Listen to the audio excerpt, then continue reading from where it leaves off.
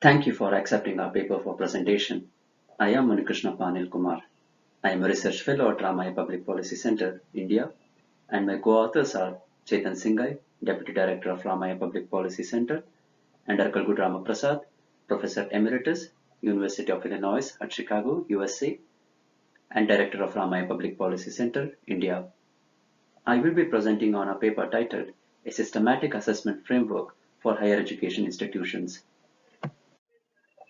There are multiple assessment systems which ranks, rate, and give accreditation to higher education institutions based on the defined set of criteria. These criteria of each assessment do not systematically encompass multiple aspects of higher education institutions.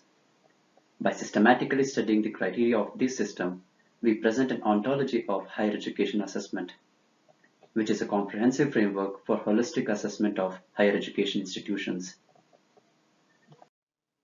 The framework's dimension and its elements were derived from the criteria of globally well-known 9 ranking, rating, and accreditation systems, such as Academic Ranking of World Universities, Bloomberg, Leiden, NAAC, NIRF, QS, Times, World University Rankings, and US News and World Report.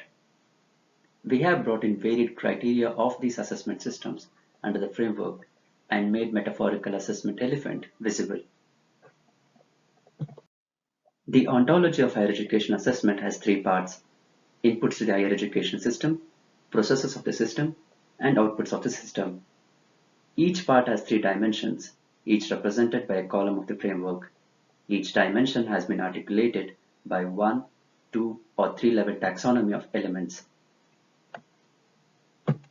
Thus, the outputs of higher education institutions is defined by 3 dimensions, that is reputation, research, and students.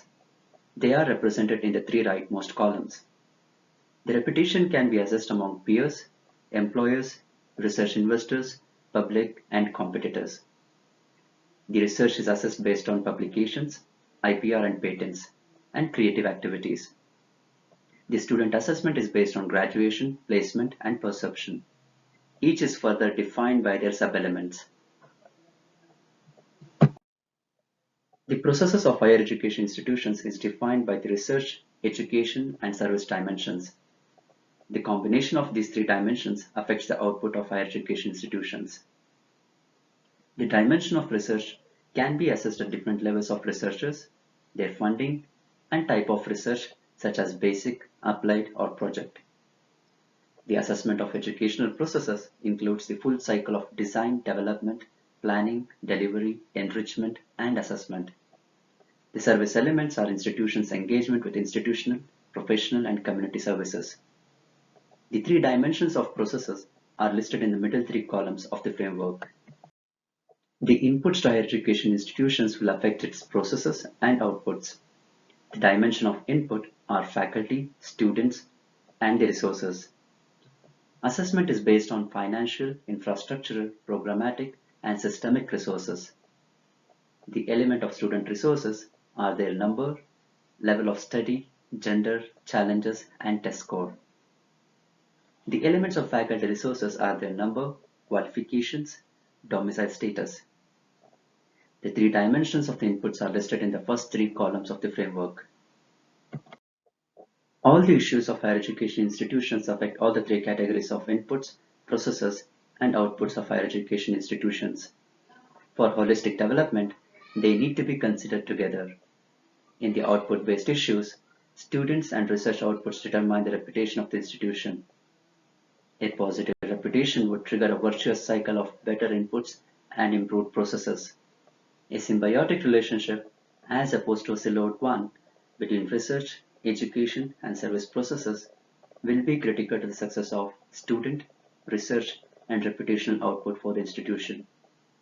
Simultaneously complementary and contradictory societal pressure of equity, expansion, and excellence are reshaping the contours of higher education in the 21st century. It is affecting and will continue to affect the recruitment of faculty and students and the allocation of other resources, and consequently affect the processes and output of higher education institutions.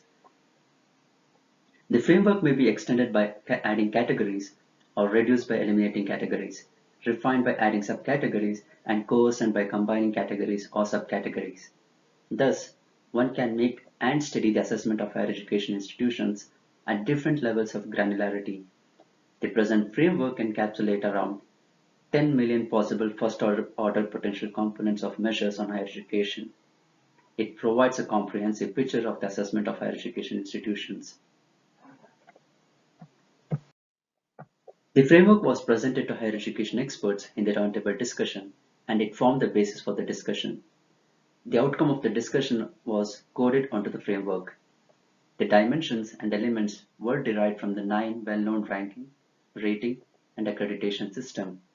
Thereby, there is a high level of phase, semantic and systemic and external validation. In conclusion, the framework can be used for multiple applications.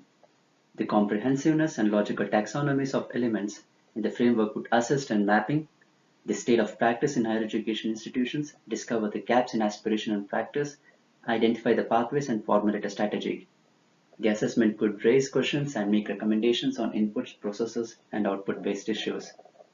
Its comprehensiveness could assist the management and policymakers in avoiding the blind spots and in facilitating systematic discourse. Thank you.